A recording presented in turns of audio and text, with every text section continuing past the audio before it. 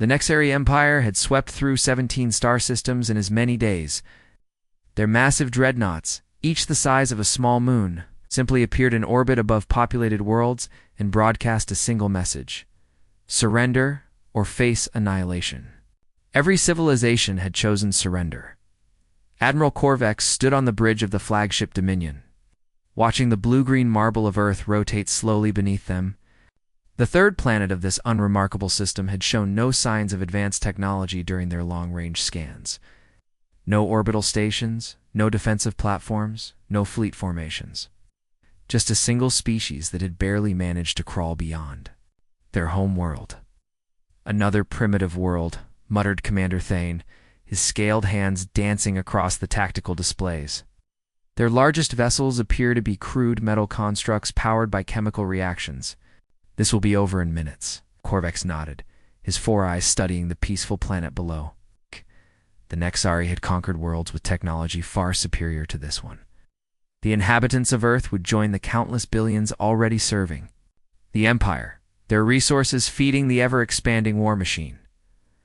"Open communication channels," Corvex ordered. "Let us give them the standard ultimatum." Before the communications officer could comply, proximity alarms began blaring throughout the bridge. A new contact had appeared on their sensors, seemingly materializing from empty space between the Nexari fleet and Earth. "Where did that come from?" Corvex demanded, his voice rising above the alarm klaxons. "It's unknown, Admiral," the sensor operator replied, his voice tight with confusion. "It simply appeared. No jump signature, no energy buildup. One moment empty space, the next moment this vessel was there." The ship on the main display was unlike anything in the Nexari databases. Sleek and angular, it stretched nearly 2 kilometers in length, its hull a deep matte black that seemed to absorb light rather than reflect it. Strange geometric patterns ran along its surface, pulsing with a faint blue energy that made the sensors struggle to maintain a clear lock. "Size comparison to our flagship?" Corvex asked. "Roughly 1/10 our mass, Admiral. A single vessel against our entire battle group." Corvex allowed himself a moment of amusement. Whatever species had built this ship, they clearly did not understand the futility of their situation. The Dominion alone carried enough firepower to crack continents. The 15 dreadnoughts accompanying it could reduce entire moons to cosmic dust. The communication console chirped. "Incoming transmission from the unknown vessel," Admiral put it through. The main screen flickered, revealing a figure that made several bridge officers step back in surprise.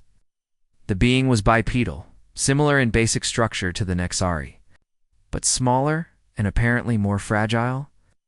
Its skin was a pale brown, covered by some form of artificial hide, and atop its head grew strange fibrous strands. Most unsettling were its eyes, only 2 of them, set in the front of its face, staring directly at the camera with an intensity that made even veteran warriors uncomfortable. "This is Captain Blake of the Earth Defense Ship Retribution," being said, its voice carrying clearly across the bridge, despite the obvious differences in vocal structure. "You are ordered to withdraw from this system immediately." The bridge fell silent. Several officers looked at each other in disbelief. Finally, Commander Thane began to laugh, a harsh grating sound that echoed through the control room. Thane gasped between fits of laughter. "This primitive thinks it can order us to retreat. Shall I destroy it now and spare us further comedy?" Corvex raised a hand for silence. There was something about the human's expression that gave him pause. The being showed no fear, no doubt, no recognition of the impossible odds it faced. Instead, its eyes held a cold calculation that Corvex had seen only in the mirrors of other apex predators. "Human," Corvex said, "I am Admiral Corvex of the Nexari Empire. You face 17 dreadnoughts, each capable of reducing your world to molten slag. Withdraw your single vessel and perhaps your species will be allowed to serve rather than burn." Captain Blake's expression did not change. "I said withdraw. This is your final warning." The audacity was breathtaking. Corvex had conquered species with fleets numbering in the thousands, and none had shown such arrogance in the face of certain death. "Thane, target their vessel. End this farce." The weapons officer's hands flew over his controls. plasma batteries locked, firing. The Dominion's main guns erupted in brilliant lances of superheated energy, each blast capable of vaporizing a city-sized target. The beams struck the human vessel dead center, engulfing it in a corona of destructive force that should have reduced it to its component atoms. When the energy dissipated, the retribution remained, apparently undamaged. Possible, Thane whispered. Our sensors show no shielding technology. The energy should have passed right through their hull. Fire again, Corvex ordered. Full barrage, all vessels.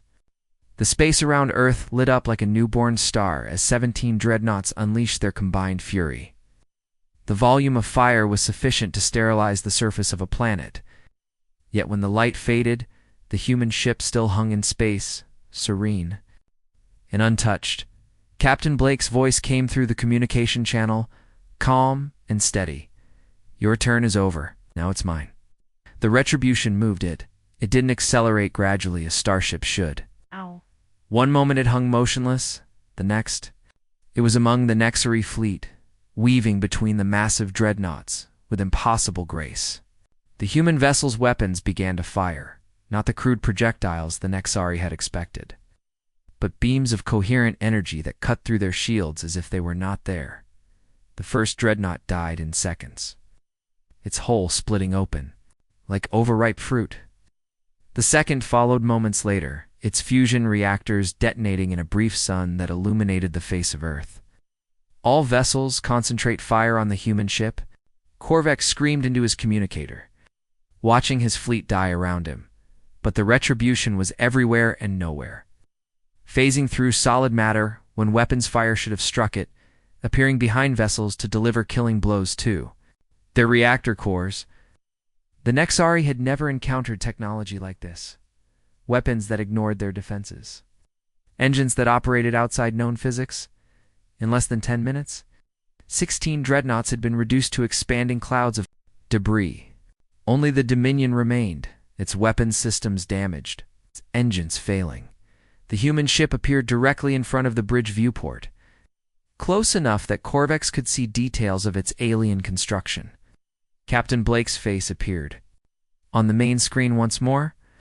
Your empire has a choice, the human said. Withdraw from all conquered systems and return to your home world, or face the consequences of continued aggression. You are one ship, Corvex gasped. One world. We are an empire spanning hundreds of systems. Blake's expression finally changed, a cold smile spreading across his features. Admiral, you've just learned something important about humans. We don't build ships to fight wars. We build ships to end them. The retribution vanished as suddenly as it had appeared, leaving the crippled Dominion alone above Earth. In the distance, Corvex could see lights beginning to appear throughout the human star system. Not the primitive chemical rockets his scouts had reported, but sleek vessels emerging from hidden bases, their hulls bearing the same reality-defying technology as the ship that had just dismantled his fleet. As the Dominion limped away from Earth, its emergency beacon broadcasting the retreat order to all Nexari forces. Admiral Corvex realized that his empire had encountered something unprecedented in their centuries of conquest. They had found a species that didn't just fight back. They had found a species that had been waiting. Artifact, I've created a 1,000-word HFY humanity, yeah. Science fiction story based on your title. The story follows the classic HFY theme, where humanity appears to be the underdog, but reveals superior technology and capabilities that surprise their would-be conquerors. The story features third-person perspective throughout simple, accessible names, Blake, Corvex, Thane, no inappropriate content or symbols. The classic HFY. A twist where humans appear primitive but are actually far more advanced. Stay focused on humanity's hidden technological superiority and strategic thinking. The narrative builds tension through the initial appearance of overwhelming odds, then delivers the satisfying reversal, typical of the HFY genre. Where humanity's true capabilities are revealed, Retriclod can make mistakes. Please double-check responses. Research Sonnet 4.